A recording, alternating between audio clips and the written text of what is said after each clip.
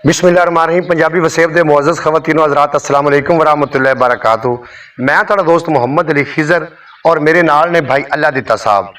इस टाइम असी सहीवाल तो गालबन 19 किलोमीटर दूर दौला बाला एक पिंड है, ਉਹਦੇ अंदर एक दरबारे पाक है, दरबारे आलिया है सैयद पीर खैर शाह शिराजी रहमतुल्लाह अलैह। ਉਹਦੇ दरबारे पाक से ਅਸੀਂ मौजूद हैं।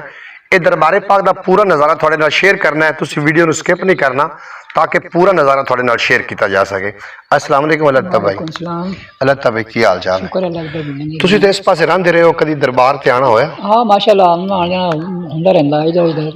अच्छा, मेले का पता कदों लगदा है? मेला तो मैंने खास पता नहीं है, बहरहाल दोस्त मेरे ने आते जाते ने ज़्यादा तो मेले ते ना। अच्छा अच्छा जी, ते मेले तो मैंने कन्फर्म नहीं इतना खास। पूरे पाकिस्तान की दुनिया आउंदी तकरीबन काफ़ी लोग आते हैं, पर पूरे पाकिस्तान के तकरीबन। जी सज्जनों बेलियो मित्रों, दरबार का पूरा नज़ारा थोड़े नाल शेयर करते हैं।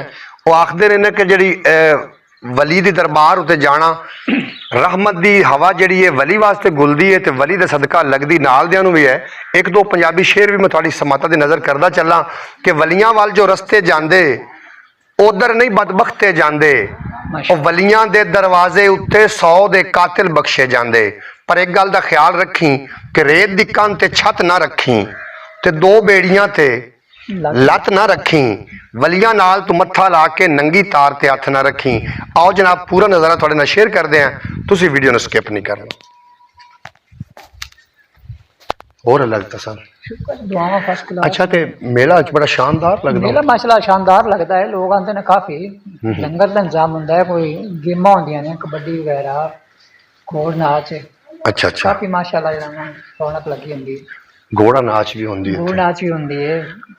अच्छा अच्छा, गुलकार वगैरह भी आते हैं। जी जी। अच्छे ये नाज़रीन तुसी जिहड़ा गेट वेख रहे हो, ਇਹਦਾ एक गेट दूसरा गेट भी है, वो भी मेरा कैमरामैन ਤੁਹਾਨੂੰ ਵਿਖਾਉਂਦਾ है। तुसी वीडियो ਨੂੰ एंड तक वेखना है और दरबारे पाक का जिहड़ा अंदरूनी हिस्सा है वो भी ਤੁਹਾਡੇ ਨਾਲ शेयर कर। जी मोअज़्ज़ज़ नाज़रीन, ये कुछ तबरकात ने और इस जिले के अंदर जाने की इजाज़त नहीं है क्योंकि ताला लगा हुआ है। कि बाकी का जिहड़ा खैर शाह शिराजी रहमतुल्लाह अलैह उन्होंने जिहड़ा बाकी का कब्रस्तान है वो भी ਤੁਹਾਡੇ ਨਾਲ शेयर करते हैं। तो बीबी जी इतने मौजूद ने, उसमें दस रही ने कि जो मेला होंगे ना बाबा खैर शाह सरकार का, ये सावन होंगे ना, एक यकम सावन दोस्त तीन दिन जनाब, 3 दिन के मेला मुश्तमिल होंगे और पंजाब का बड़ा सकाफती प्रोग्राम इतने होंगे ने और काफ़ी पूरा पंजाब इतने जमा होंगे है।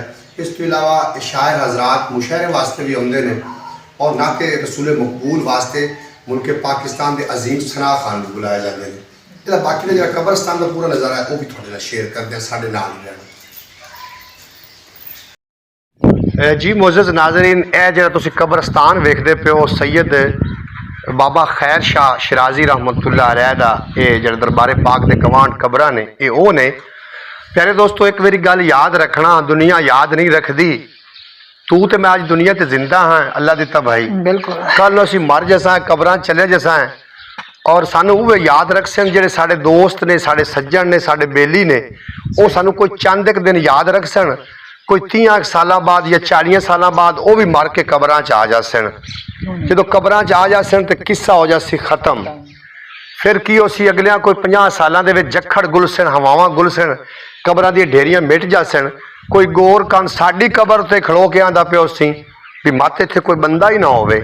जो बेलचा या कई मार सन तो थल्यों बंदा निकल सी ते अपना किस्सा तमाम हो जासी। उन्होंने दुनिया याद रखती है जेड़े उन्होंने याद रखते हैं। असी जेड़े दरबारे पाक ते ते अक्सर काफ़ी सारिया कबरां ने, विचों एक मखसूस कबर होंदी जिंदे उत्ते चिराग जल रहा होंदा है। प्यारे दोस्तों, चिराग उस कबर ते जलदा है जिहदे दिल विच इश्क मुस्तफा दा चिराग जलदा है, वरना लावारिस दफना दिते जाते हैं। और सैयद पीर खैर शाह शिराजी रहमतुल्लाह अलैह दे दरबारे पाक असीं मौजूद हैं और इत्थे आके एक रूहानी कफीयत का समा तारी होया। तो मैं सोचा कि जो पंजाबी वसेब के दोस्त हैं उन्होंने नाल भी ये जी वीडियो आई दी है ये शेयर की जाए ताकि ये सादत हासिल कर सकन। ये कब्रस्तान का बाकी का नज़ारा भी थोड़े नाल शेयर करना है।